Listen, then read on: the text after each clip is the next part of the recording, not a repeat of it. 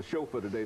The guest is Mr. Robert Pickard, and he is a professor at Tennessee State University, and the topic is Congressman Richard Fulton from 1962 to 1972. And of course, Professor Pickard, let's see if we can pick up with Congressman Fulton, and why don't you give us a little background information in reference to him, how he became a congressman and that kind of information. Okay. Congressman Fulton was a local boy. He grew up here off Gallatin Road there in East Nashville. And he was a popular kid, classic popular kid. He was president of his senior class in high school at East High School. He was on the football team, very good football player. And this was a time when football, local sports like that, high school sports, was very important. There was no professional sports at the time.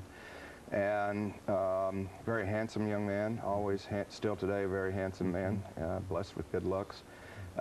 He was very close to his brother, Lyle Fulton, for whom the bridge over here is named, and for whom his son is named. And he and Lyle delivered papers in East Nashville there, and they also worked with George Barrett, who would play an important part in Fulton's career and in the history of Nashville. And after he graduated in 1945, just a few months before the Japanese surrender, and he enlisted in the Navy. On December of that year, he married his high school sweetheart, Jewel Simpson. After a year in the Navy, he was discharged honorably. He turned down a GI Bill to go to take a football scholarship to UT. He did not graduate. He spent a year there and decided to come home. He had a child and probably another one on the way by the time he had 5 children. And he came back and went into business with his brother Lyle. They had, I think, more than one store, maybe 2, 3 stores in East Nashville. One at first, variety store, you know, kind of like, you know, the dollar store or something like that, like we'd have today. And he was also a realtor.